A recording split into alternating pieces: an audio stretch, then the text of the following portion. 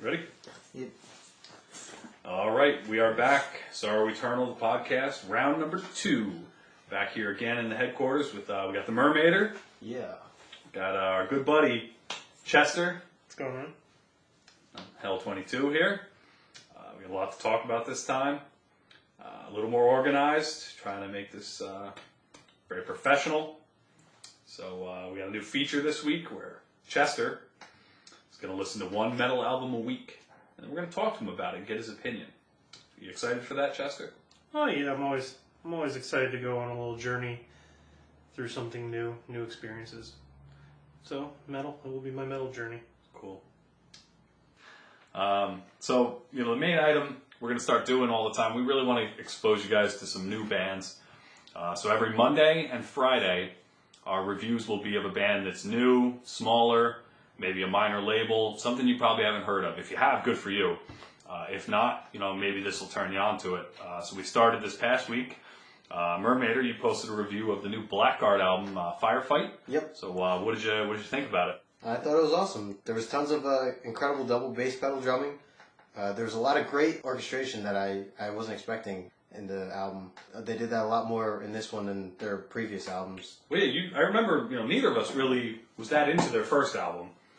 But this one definitely took a step in the right direction. Oh, absolutely. This is definitely going to be their signature album for now to really get them going. And what about the vocals on the album? How did you feel about the vocals? I like the vocals. A lot of mid-range growling, constant. Good. I know a lot of big tours. They're on the Symphony X tour this spring, which is great for them. It's good exposure. We saw them Pagan Fest last year, maybe. Yep.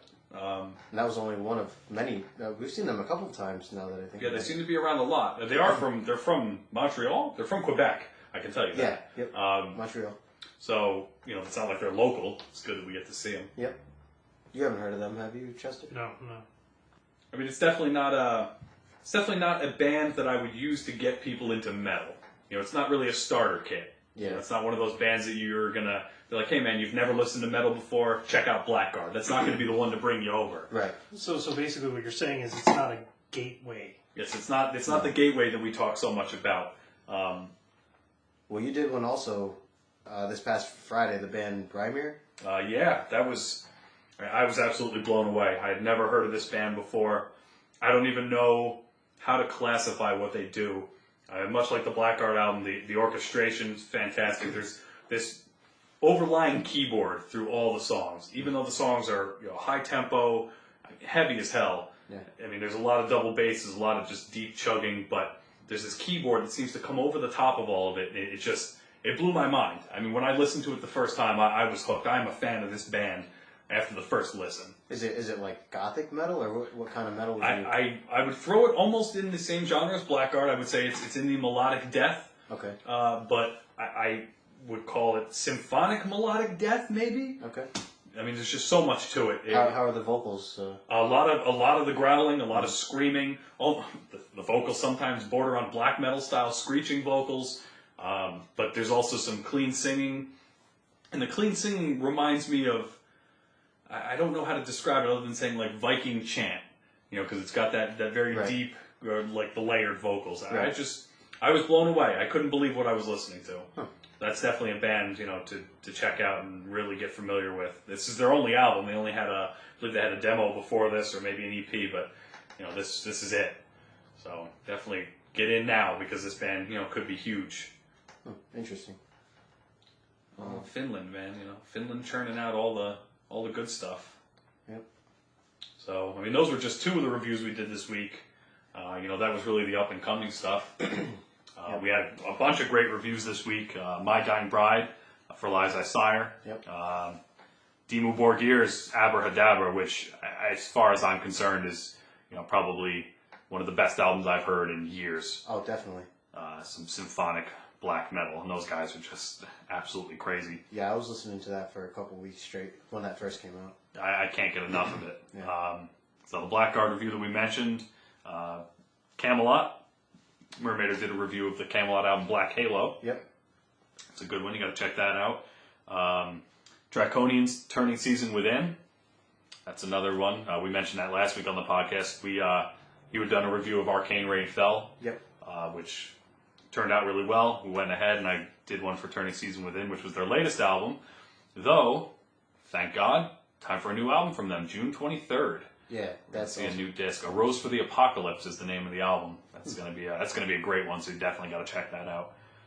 And then last for the week was Death Clock, the original Death Clock Death album. So I mean, if you haven't watched Metalocalypse, you might not appreciate the album as much, but it's a great metal album, even outside of the running jokes. Yeah, I feel like Death Clock isn't taken as serious because a lot of people hear that it's from a cartoon show, so no one takes it serious, but it's really impressive stuff. Definitely a band that you want to check out. Yeah, don't rule them out because it's a Cartoon Network show. I mean, Chester, have you seen the show? I've seen clips from you guys. Yeah, I mean it's a funny show, and I mean the band is crazy, but as Mermaider said, Brendan Small is just doing some incredible things, and he's got some fantastic musicians with him. Gene Hoglan does the drumming. I mean, Gene Hoglan is a legend. Yeah. The amount of albums and bands he's played with and on, it's just fantastic. And we actually had the pleasure. We saw Death Clock show, which is an experience because Brendan Small really is a great band. Brian Bellows plays with him, and the guitar player whose name escapes me played with Frank Zappa at some point. Yeah, so I mean, he's got a great backing band. Gene Hoglan's got to be one of the nicest guys in the music business. Yeah, I was gonna say don't think that you can't see them live because you can definitely see Death Clock live, even though obviously the characters are not real characters, but there is a live band that they set up, and it is incredible. Yep, it was definitely an experience. So let's move on to Chester having to do a review. I guess. Not a review. Let's My move on homework. to You want to talk about my homework? Let's talk about Chester's homework. Chester, what did we make you listen to this week? Oh, you made me listen to Nightwish's Dark Passion, right? Dark Passion Play. Yeah. Isn't that's the correct album name? Yeah. That is their newest album that they have out. However, they are working on a new one. So it's done. It's coming Is it out. done? It's supposed to be out, I think, early 2012 or. Oh yeah, I think it's that's what right. they're shooting for. Imaginarium. Yeah. I want to say is the name of it. Yeah, they're actually doing a whole feature film with it. That's right. See, you did your homework. Yeah. So, what did you think about Dark Passion Play? Give us some impressions, some standout stuff. I listened to it. I really liked all the melodies, and like I hate using the word melodies, but the guitars, and I'm not going to go into double pedaling or anything like that because I don't know the terminology or growling or whatever, since they don't do that. It's very operatic though. Lots of high notes from Annette, who I found out wasn't the original singer of Nightwish. That's right. So I went and I looked up Tarja, who actually was the Finland singer. Who I watched some clips on YouTube of her singing, and I was very impressed by her vocal talents. When I was watching these videos, I then tried to compare her to Annette. Oh, it's very different though, And right? yeah, it's a vast difference between the two of them. And to hear Annette try to do some of the earlier songs that Nightwish had done with Tarja, you could definitely hear where she was struggling to keep up with the operatic vocals some of the keys that she was hitting with her vocals was amazing. So I'm definitely a pre-Annette fan. Although I do like Annette's singing. Like the album, I remember you playing it at work 3 years ago, and liking it as you played it in work. But getting to listen to it in the solitude of my house was a little different. Yeah. Because I actually got to pay attention to what was saying. When at work, we kind of blocked the music out overhead after Speak a while. for yourself. After a while. I'm just saying after a while. Back in the glory days of playing Nightwish for 6 months, that was fine. But it's definitely very, very different vocal styles. It's, barely the same band when you think about it. You take Tarja out of the fold and put Annette in there, and it's definitely different. Tarja's a great singer, obviously. I think that they may have lost some fans when Tarja left, but when they gained Annette, I think they also gained a lot of new fans that weren't into the strong operatic genre, and now that they're a little more even or a little more spread out in balance between the genres, they cover a lot more fans. So it hurt them and helped them at the same time, switching singers. there are some people that will refuse to listen to any of the new stuff, and then there are the fans now that only like the new stuff. I personally like both. I know Tarja is doing her own thing now, or she has been. She has 2 solo albums out since Yep. she left Nightwish. And she is touring, right? Yeah, she's touring. I'll give Annette, she has better stage presence. Yeah, Annette is definitely I think she's a more mainstream type singer. You're Yeah. not going to get the operatic vocals from her, but you're going to get strong female vocals, stage presence. She's definitely more into the Yeah, music. she's a better performer. I think maybe because she was hired as a replacement, maybe she doesn't have that, what do they used to call it, the LV syndrome? The lead vocalist syndrome. Where, the lead singer, it's always about me and check me. I think she fits into the band better. She's part of the band as opposed to being in front of the band. Right. Yeah, she's less of a front man. I mean, let's face it, Tarja's great, and there are definitely songs from the Tarja era that I still listen to, Nemo being one of them, but Dark Passion Play I think is my favorite Nightwish album, but what makes Nightwish so great, strong keyboards, great guitar work, the drumming, I mean, we've witnessed it firsthand, some spot-on drumming. Basically, the band as a whole is great. Yep. And that's what makes everything fit so well. Marco's backing vocals are great. Definitely not a great front man. You don't want him singing lead, but his backing vocals are great. Yeah. That's, Yeah, well, like you said, he's great, and he's not an annoyance. Like some bands may have the good lead singer, and then they have the backup vocals, and they come in, and it's like a noticeable difference. Lacuna Coil.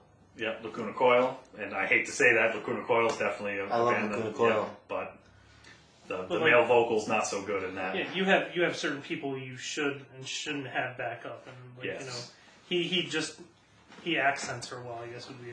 Yeah, I think you're absolutely right about that. And I think that having Annette in the band right now, his vocals match so well with hers that I think that's, again, what makes Dark Passion Play so strong. Whereas I don't know that he fit in as well with Tarja just going so over the top. Yeah, because some of the stuff she was belting out was amazing. Oh, yeah, it's amazing. She's absolutely one of the most talented female vocalists I've ever heard. I mean, I heard a lot of comparison to Evanescence. See, those are the comparisons I hate to hear. I don't see it whatsoever. I think that the theory just across the world is like if you have a female singer that you're all in the same group. So you take Nightwish, Lacuna Coil, Evanescence, Dogma. I mean, you cannot take all those bands and compare them all, but inevitably that's exactly what happens. That's a very good point, Chester. It's a very good point. I'm not taking anything away from Evanescence as a singer, but I'm just saying she's nowhere in the same range as, say, Tarja. Yeah, they're not even in the same class. Yeah. It's actually, now that you mention it, on the Within Temptation Facebook page, I actually saw there was a conversation going about, which band is better, Within Temptation or Evanescence? And that is, I love to throw out these old sayings, but comparing apples to oranges, those are not even remotely the same. Oh, yeah. Not the same style, not the same genres. content, nothing at all. So overall, would you suggest to people? Oh yeah. This Yeah, album? I'm definitely a fan of Nightwish. I wouldn't say that I'm not a Nightwish fan. I'm not going to say I'm a metal fan. I'm still very new to the whole genre in itself. For what you heard. From what I've heard so far of the album, I mean, I've heard it before, like I said, when we played it at work. Right. But I mean, from what I've heard on my own, it's definitely something that will be in rotation in my car. That's the ultimate test. Yeah, I'm definitely not closed-minded to when it comes to music. But on the same hand, I'm not so much geared towards metal. Like, I don't know if I could get down with the growling. But we'll find out as the journey continues. That's true, because I don't think, from the beginning, it took me a while. It took me a while to really get into some of the stuff I listen to now. I mean, I had a friend who pounded Opeth into my head. It was all the time, and the first time I heard it, I kind of went like, I don't see the draw. And, a month later, it was like, I kind of like that song. And a month after that, and a month after that, and all of a sudden, I own everything Opeth's ever done. And It's funny that you say that, because you find certain albums